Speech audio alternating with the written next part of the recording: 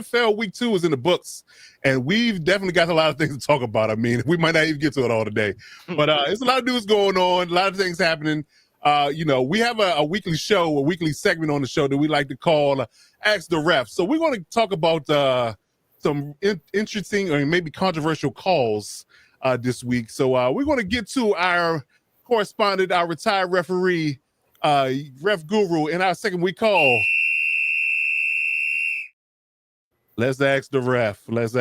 So, Mr. Guru, sir, we've had a lot of goings back and forth on Twitter and things of that nature, and a lot of things that we've seen in just 2 weeks of quote unquote NFL action that we want to get your take on. If you don't understand or know exactly what his background is, he is definitely an NFL retired referee.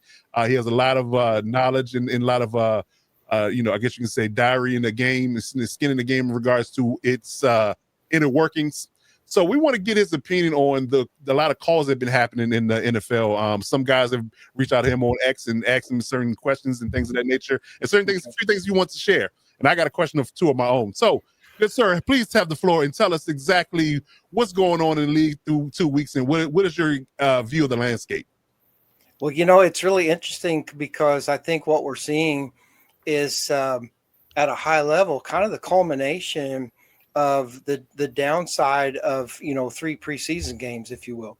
And I know that the NFL, is looking at the schedule and the number of games, from a competitive and player standpoint. But the officials, we're into week 2. Officials just haven't really had a lot of reps. You keep in mind that I haven't done the numbers, but quite a few officials are on different crews than they were last year for all kinds of reasons that go on in the background. And it's going to take a little while for the officials and their communication, their habits, and everything to come together as a crew, just like it does for the players. And so when the officials don't get a lot of reps, then we're kind of seeing a little bit of a fallout from that. The other part of it is all the nuances of officiating that we see and the relative impact with television and then the collision of what we think we know versus what really happened type of thing. And then the other part is just the attrition. They've had a lot of attrition. The officials have had a lot of attrition. And I think that there's a lot of young folks out there that are learning the game and the speed of this game at the pro level. So it's an interesting time. I think we get into week 6, 7, and 8. Not saying we won't have controversial calls because we always will have something. But I'm not surprised. No. I'm not surprised last week or week 2 that we didn't end up with a few things out there. Understood. So and I want to ask you, there's a follow-up question to that. So why do they have the switching around of crews? Why don't they stick with the same crew so they can build continuity and understand exactly how each person, referees a game? Yeah, it's a good point. They do stay with the same crew throughout the whole season. But then after the season, there's a myriad of reasons why officials will move around. Politics, referee doesn't like you. They feel like that the officials, particularly the younger officials, their development is impacted if they can move around and associate with other officials with different and varying experience levels. And so there's a few factors, I think, really at a high level. I think the getting a chance to get to know your fellow officials is a little bit a part of it too. I'm not saying that they're having an ice cream social in the off season. Say, hey, why don't you come over to my crew? I mean, there's some politicking in that, but all these officials are essentially one big group, and moving around a little bit's not necessarily a bad thing, but it does impact the continuity, and they feel like that a certain amount of movement is healthy, and they're willing to take the downside of that, whatever it might be. Okay, fair enough.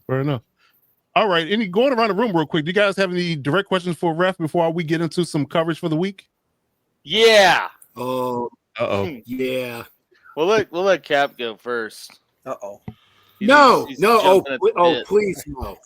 Please no. Yeah, please. I implore you, please, to let me go last. Well, I'm afraid to ask mine because I'm worried about how long it will take or will be in this segment. But just curious what refs' thoughts are on a certain play that a certain team in Pennsylvania does, and just kind of Steelers? the inconsistent. A green team in Pennsylvania. How about that, Robert? Yeah. There we go. The Steelers. Yeah. Yeah. The Philly It Leprechaun. just you know how it just seems to be getting more and more frustrating for teams and media and officials covering it. And like I said, even Dean Blandino's like, I'm done talking about this, guys. It's too hard. Yeah. Yes, the push. Yes, that. And just what your thoughts are on it, ref. If you have any new thoughts on it. I mean, I guess I've never really directly asked you about this. So Yeah.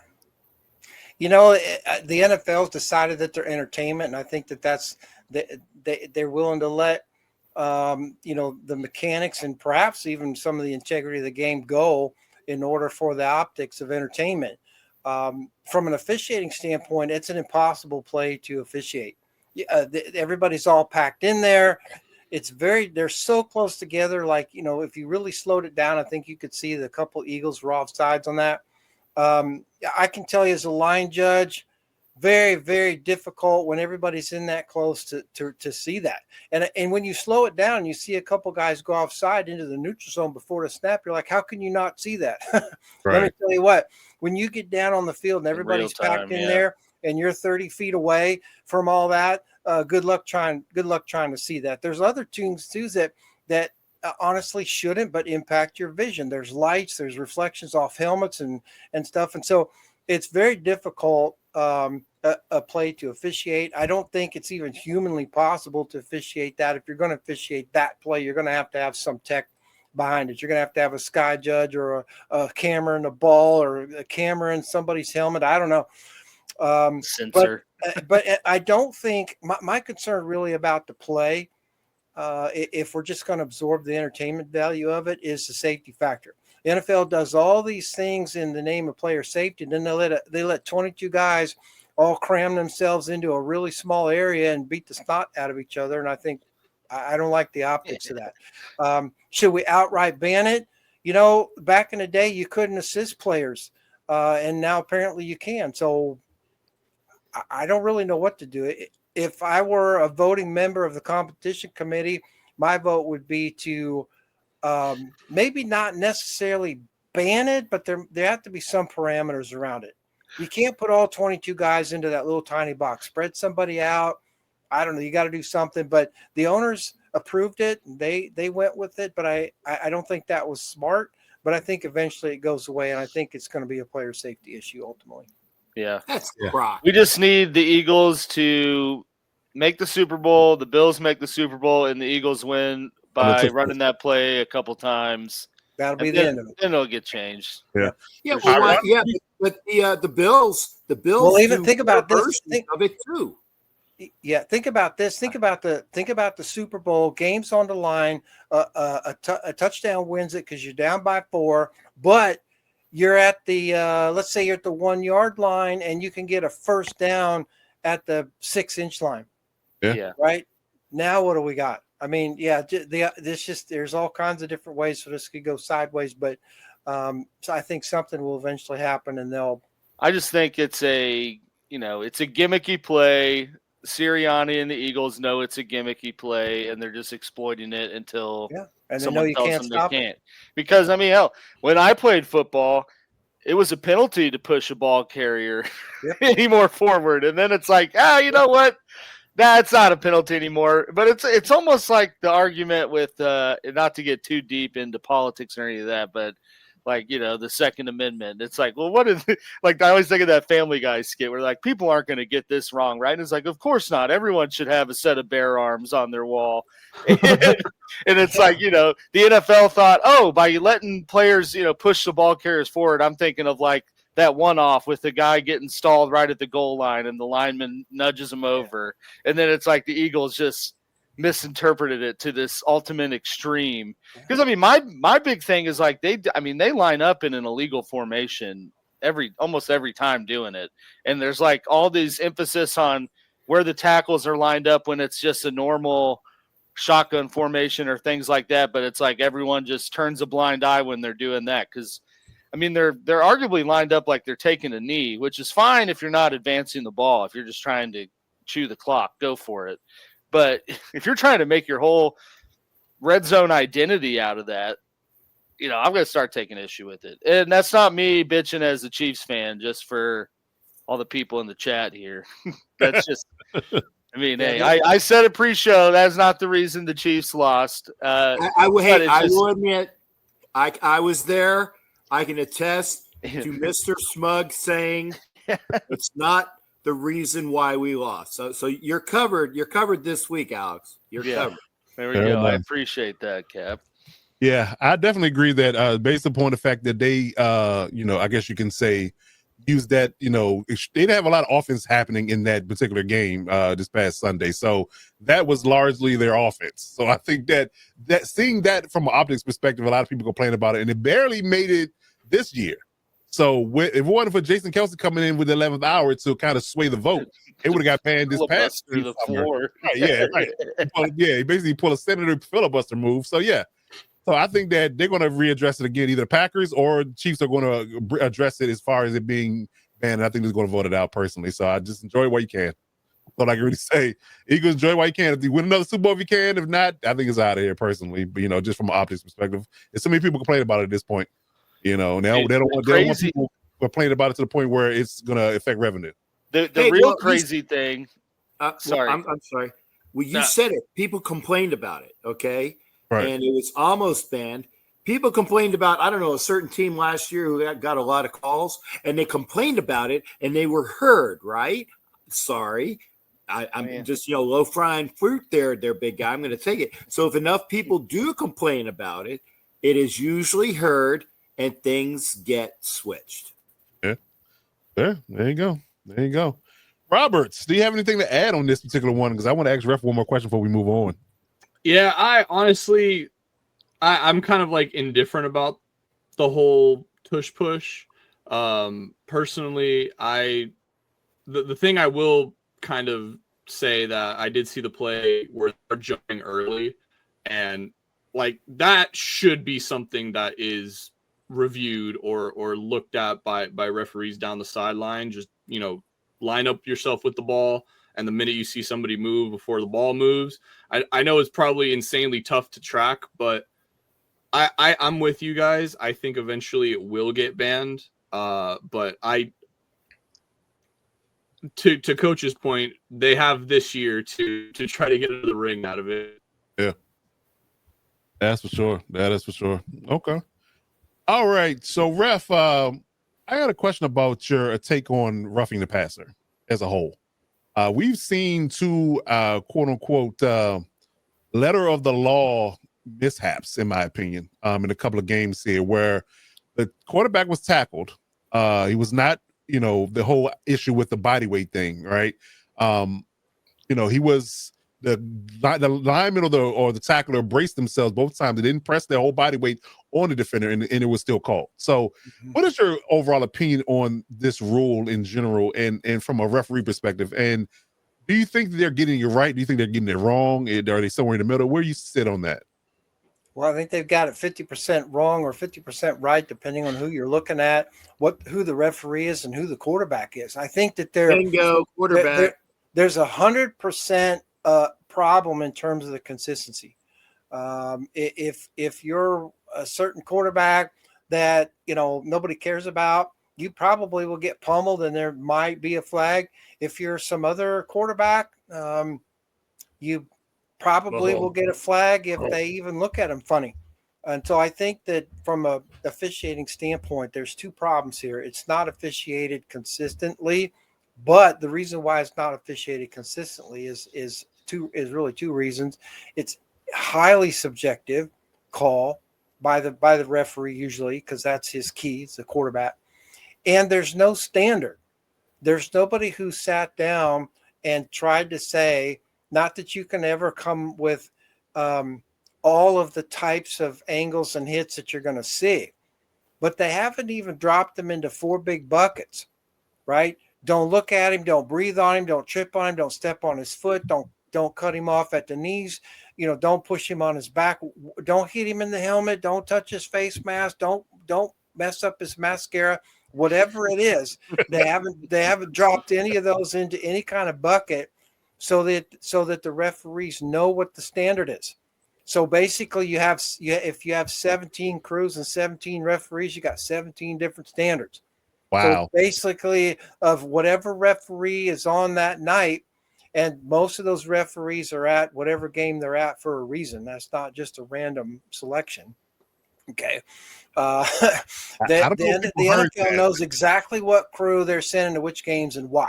They don't just throw them all in the hat and go, oh, gee, look, Bill Vinovich, you got the Giants this week. No. They went through the schedule and they said this crew's going here and that crew's going there, and there's a reason why. Part of it is because everybody gets a Monday night game, everybody gets a Sunday night game, everybody gets a division game, blah blah blah. So they got to spread that around. But there's a reason why Vinovich was in Dallas, and that crew was in Dallas. There's a reason why Carl Sheffers was in Las Vegas last night. So there's a reason why those officials are there. But the big reason to your question, Coach, is that there's no standard, and so there's 17 standards. Wow. Well, ladies and gentlemen, you heard it here first. That is definitely news to me, and that's definitely what I wanted to hear ref breakdown, because I don't think people really get the full gamut as casual or hardcore fans from the TV perspective is what goes on inside the NFL inner workings of how they delineate referees, to put it that way. Yeah. So yeah, and who goes where is a big thing. Say it again. Go ahead, Cap. I was going to say, remember, there's one more question now. Oh no, I'm not done. I was just driving up the point that what he's saying is very valid, and people, have to digest the idea of what goes on and how referees are assigned and how they're delineated. So yes, absolutely. For that's definitely something. It's definitely a good information for me, and I wanted the fans out there to know for that for sure. But Cap, please, go ahead with your question. Well, first off, Brian, you pretty much had it right on the fact that Sheffers did a job versus a certain team in red last week, and then he got the double trifecta. I know that's not grammatically correct, a double trifecta, but it just seemed like in order for him to get the trifecta, he'd have to do the Chargers Donkeys game next week to do that, and I don't know if that's going to happen or not. Because I don't know if they can work like the same team back-to-back weeks. Ref would know about that. No, they cannot. Okay, well then he'll get a Chargers Donkeys game later in the year in order to give the W to the Bolt people. So just wait, Brian. You're gonna have to wait a little bit on that one.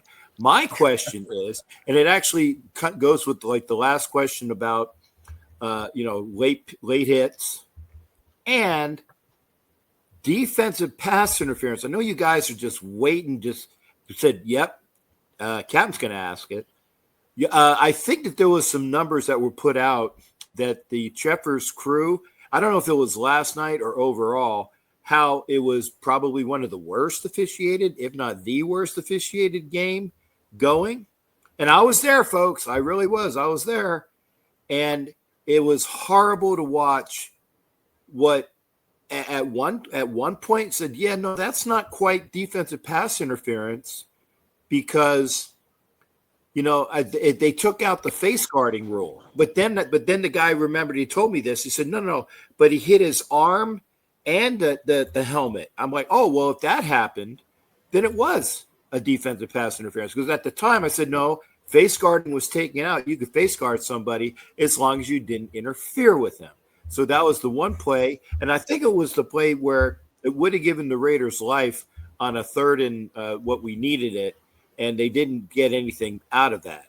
So again, DPI, I know it's you're gonna go by. It depends upon the angle, it depends upon the official. I get it, ref, but they really need to clean that up. That's just an aside by me. Yeah, there was a good comment that just came up. I was wrong. It wasn't Carl Sheffers last night. It's Clay Martin. I was gonna say because that would just directly refute what you said. That was my bad. I'm like, the fix is in. Yeah, no, I started that. You know, well, Clay sucks. I'll say that. Okay, to your point, you know, and I understand that I lean towards the Raiders, but I thought last night's game, the Raiders didn't lose because of the officials, but the officials, man, that's true, and I'll get to that. They were calling it really, really tight for the Raiders. Even when the Raiders moved the ball, and I was watching where they were spotting the ball, it was like, wow, that is a really, really tight spot. And I agree. I didn't agree with some of the calls that were made. But to your point on DPI, there was a lot of chatter about the Bengals game. Okay, there was a DPI called against Jacksonville late in the game that gave the Bengals a chance to come up on that. And everybody was calling, you know, that wasn't DPI. You know what? You can't officiate from the television angles. You just can't. You can't, you know, you can't tell really what was going on there. You gotta be down on the field, and that field judge who had been watching those two players all the way down the field, he knows what was going on there. Now I understand there's a lot of folks up in arms about a lot of calls in that one, and then of course the ones in Indianapolis as well. But let me just touch on the Bengals thing really quick. You know, one of my questions to folks always is, what would have been the reaction on that particular call? Because they called DPI on Jacksonville late in the game, which gave the Bengals a chance to win it. But what would have been the reaction on that call if it had been 0-0 in the first quarter? Would the reaction have been the same, or would people have gone, well, I don't know, wasn't that big a deal, but, you know, the score is 0-0? Or was it because it was late in the game that it got a reaction? But I got to tell you that after I've just told you we really can't officiate from the television angle, the television angle would make you want to think that was not DPI. But I got to tell you that from the field judge's perspective, that the Jacksonville player's got an arm in there. He's not watching the ball. From what I've seen on that, I wouldn't be able to argue the call that was not DPI. It might not have been, but I got to see it from another angle before I would say definitively whether it was or wasn't. But having been in that situation and seen that, I'm not. I think that's probably an okay flag. Again, I'm going to defend it based on what I saw quote on TV. But I don't know. But I think it was probably an okay call. But it gets a lot of attention because it's late in the fourth quarter and it impacts the game. I think you saw an impact of the game in Indianapolis, right, where Denver was called for interfering with the center guard combination there, what they call the leverage play. Yeah. You know, I'm not saying there wasn't leverage, but again, I've only seen the TV angle. That was a pretty gutsy call on the part of the officials on that. I didn't see enough that I didn't see also the Colts doing that would have made me want to throw a flag on that. My guess, and based on the reaction that I looked at from the officials, was that the Colts were in the officials' ear saying, hey, they're getting honest during these kicks. We want you to watch for that. And then when you look at the play, because you got the umpire and the side judge back in there behind the defensive line, you kind of see the side judge kind of twist and look over a little bit going, hey, what do I have there? And I don't know who threw the flag, but it looks like one of those calls where they got talked into it. And again, that's just an observation from my standpoint. Whether it was a penalty or not, hard to tell because of the angles. It looks legit, but at the same time, even if it is legit, I saw some of the Colts players essentially making contact, if you will, with the Broncos players, and I think that game just got out of control. Unfortunately, I think Denver took one on the chin for that one, but I think the officials got talked into that call. Interesting. Yeah, because I actually want to go back to the Travis Hunter call real quick. The angle I saw two different angles. The one that was buzzing around Twitter was the angle from I guess you could say the field side. I had an angle from the sideline side, and you can see Travis Hunter contacting him early, right before the ball gets there. Not only the hand fighting as you described, ref, but he actually contacted him. He wasn't looking for the ball. That's the big one. He's not looking for the ball. He was not looking for the ball, and he contacted the receiver right before the ball got there and knocked him down. So that was, to me, that's what made a DPI for me. So I actually Okay, think you got that call right. This ain't the Big 12 anymore, Travis. So he's got the official there's got at least two criteria. He's got an official with an arm in there, or he's got a defensive back, what they call an arm bar, right? He's shielding the receiver from being able to get to the bar with his arm. He's not looking at the ball. If he'd have been looking back at the ball and he's got an arm in there to kind of keep a feel of where the receiver are, that one could have been touchy. But he doesn't look back maybe until like the very end. It was too late. But here's the challenge, really, that we've got on all sides, both offense, defense, and from the official standpoint.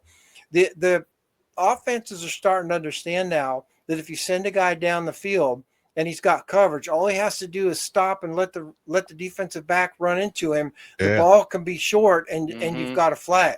So we've got a problem here with the way some of these pass places are being coached. And because I just got a feeling like they're coaching these players. Hey, if the ball's underthrown, stop running and let the defensive back run into you. We'll get a flag. 100%. The Eagles did that against the Chiefs. Yeah, we got to figure that out. That's a combination between the league and the officials and the coaches going together, going, this is not the way the game should be played. But right now, the officials are the cops. They have to sort it out. But that's an ugly part of the game that I'm seeing. It's creeping in there just like the horse collar tackle when it first got started. You could see early on that was a very dangerous play, but coaches were telling players, hey, get hold of their shoulder pads, come off your feet, and they can't carry your weight and their weight. You'll drag them to the ground. Right. The NFL got on top of that because of the injury, and we're not going to suffer a lot of wide receiver injuries because maybe some defensive backs are running into them. But again, this is part of the game that we have to try to figure out, but it makes those calls very difficult. The officials should back there at NFL speed going, do I have DPI or do I not? Or in some cases holding, right? The difference between holding and DPI is whether or not the ball's in the air, right? So it can be one or the other depending on what the status of the ball is. But I wouldn't want to be a field judge, side judge in today's game. And the Cincinnati Bengal game is a perfect example of why. Understood. Yeah, that was a rough call, and the Colts game was even rougher because I was sitting here screaming at Shane Steichen in my TV when he's play calling for the first 3 plays of that drive that ended up in the field goal. Yeah. And I'm like, what are you doing? You're at the edge of field goal range. You're not in comfortable range. Why are you calling these ridiculous plays? Yeah. Then you get to the point where he keeps a 60, misses it badly, and then he gets a reprieve with the leverage call. They were like playing for a 60-yard field goal, man. It was great. Right. Again, you have a nice kicker, but I mean, come on, get a guy a chance. He's not Brandon Aubrey. Coach, he was the Chiefs' emergency kicker last year, so it's like not like he was an established commodity. Like, yeah, Coach, that's a really good point that you guys are bringing up, and let me just touch on that because at a high level, the officials are charged with maintaining the integrity of the game based on the rules. And when there are all these nuances with the rules, it makes it very difficult for us to officiate at NFL speed. What do I have? And oftentimes they'll defer to a flag or no flag based on whether or not they think they've got a replay assistance or whether the plays are reviewable. Because I'll tell you what, with some of these younger officials, they're just getting caught up in the moment. And they have to make split-second decisions on what they have and what they don't have. And when you have teams that are creatively, and I'm not saying illegally, but creatively manipulating the intent of whatever rule it is because they think they found a loophole somewhere, man, they're putting the officials in a bad spot. And I would be, if I were a supervisor at NFL, I'd be going to the coaches. If you're going to do that, we're not going to tell you can't, but you need to give us a heads up that's what your game plan is, because that gives us an opportunity to get back as officials and say, okay, this coach is known for doing this or that. Here's how we're going to officiate that. When it comes up hot in a game and you got to make a game time decision based on that, not a good position to be in. You'll be second guessed by everybody, even if you were right. Yeah, because I'm even seeing a growing trend where they're calling touchdowns, questionable touchdowns, and let the replay assist because they know they have replay. Yep. Right. Yep. Right. Yep. Yes, but do you think that's also a dangerous part of it because they're just figuring, oh well, I'll call touchdown and then we can go to replay review, but calling for those like true 50-50 calls, calling it a touchdown on the field, it's so hard to overturn it after that because you already have the original call on the field. So it's like you then need it's almost like the you're guilty until proven innocent. It's like how do you for teams that's kind of it's like a tough bridge there for that. It is, and so the officials have what they call when in doubt scenarios. When in doubt, is it a catch? It's not a catch. When in doubt, and so there's two problems with what you're saying there. The officials as a group haven't definitively come out and said as part of their mechanics, go ahead and call this if you know you have replay assistance. But the veteran officials know that they do, so they make that call. The other officials, the younger ones, aren't sure, so they don't. So what you get in a situation is that they have to make a call, or they have to get help. You'll see them look at the back judge or the side judge to see, hey, did you see hands or feet? This is when you have new crew members, especially the younger officials.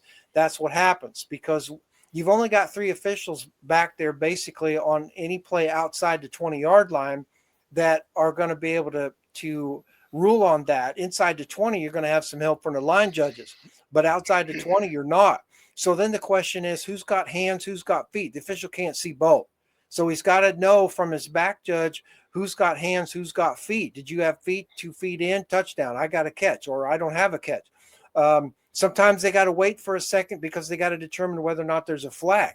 If you have a flag on what appears to be a scoring play and the officials do not signal touchdown, you generally know that's going to be against the offense. If there's a potential scoring play and there's a flag, even though there's whistles and you see a touchdown signal, generally that's probably going to be against the defense, as the officials know what that flag is for, probably depending on where the flag is and who threw it. But I agree with you. It's very difficult, and they should not be officiating because they think they have replay, because what if the replay doesn't have the angle? So they need to be told to make the call and then sort it out. The other caveat is not all plays are reviewable. Now, scoring plays are in that case, but my contention is we're going to eliminate a lot of this nonsense if you make all plays potentially reviewable. That doesn't mean you're going to review all the plays. It just means that if we need to, we can. This whole nonsense of, well, this play is reviewable, this play isn't, that's ridiculous. Why you have 50% of the game not reviewable and other plays you do, that doesn't make any sense. If you're going to give the officials help, give it to them 100%, then all these what-if calls are going to go away. Yeah, I like it. I agree with that. They should do that in the preseason. Well, yeah, but they don't. Just see how much it impacts the game time, because I bet it doesn't. Right. You know, it doesn't, well, that was their thing. It's like, well, if we review all the plays, it'll stop the game. No, it won't. That's what they're doing now. What they're trying to needle this in there by saying, oh, we have replay assist. So they're saying, oh, within 20 seconds, if replay can clean something up, they'll do that. You got a 40-second clock. Why are they being pushed to 20 seconds? I mean, if there's a hurry-up offense, well, then you can't fix it, right? But basically, on a normal set of plays, when the play's over, official raises his hand. That tells the game clock guy to restart the clock. So unless you have a timeout, it's 40-second clock. If you have timeout or injury, sometimes 25 seconds. But so why do they only have 20 seconds for replay assist? Some of their stuff that they do up there in New York just baffles me to no end, because I'm thinking you're not making anything better. You're just around with stuff and you don't just even trying know to why say you're attacking it, but not really. It's like we're treating all the symptoms, but we're not finding a cure for the disease. If that's how it goes to, I could totally see the Eagles like, fine, we're just going to run no huddle offense the whole time. Yeah. Good luck looking at my plays. Exactly. I already snapped another one. And do you exactly? But do you blame the coaches for I wouldn't. Those nuances? I don't. No, I mean. So now the officials are like, gee, how are we going to officiate this? And so then you go through all that, and you go through all these crew changes and assignments, and you have we've got some of the out of all the years they've been doing this, I think this year we've got probably the youngest set of officials per capita that we've had in a long time. So, they've said, well, we're 98% correct. Well, that 2% is pretty big when you think about it. Also a lot of games, that's for sure. That just asked the Jaguars. Yeah. I was going to say, and I know this from Ref when we were doing NFL Nation Live. When the NFL gets caught up in a controversial thing, and I'm going to start to the last time the Raiders were in the playoffs. I know some people were not alive back then. Okay, I get that. Hey, you were in the playoffs not too long ago. Thank you, Robert. I appreciate that because I'm going right back to the Cincinnati game where Jerome Boger's crew screwed up so bad that everybody just went ballistic over, and the NFL said, you know what? You're right. None of those officials will be working next week. That was their last playoff game. What people didn't realize was that because it was that round of the playoffs, they weren't working that next week anyway, but they don't bother to tell you that. You need to know these things. The bigger issue on that Bengals playoff game with Boger's crew and the cover-up was the official that blew the inadvertent whistle was doing his last game, and they didn't want him to go out with any controversy. They wanted to retire him quietly, and that's exactly what they did. If it cost the Raiders the playoffs, so be it. It was awful. That's crazy. Damn. Brutal. Man. I don't forget. The Raiders got shafted in the playoffs. Wow. Man, that was insightful. That was insightful, educational. It definitely opened my eyes to even more things that I didn't already know. Ref, you're absolute gold mine when it comes to that information, sir. I appreciate you for giving us that insight. Gentlemen, do you have any more questions for Ref before we move on to our next segment? No, I do not. All right. Well, Ref, thank you. I appreciate it. Are you gonna take your leave at this point? Yeah, I will. I'll wait for your break, and then I'll see you all next week. But hit me up if you got anything. I'll help you out. Absolutely, I will do that. Ladies and gentlemen, Ref Guru. Thank you. Appreciate your support. Not a problem. Appreciate you as always.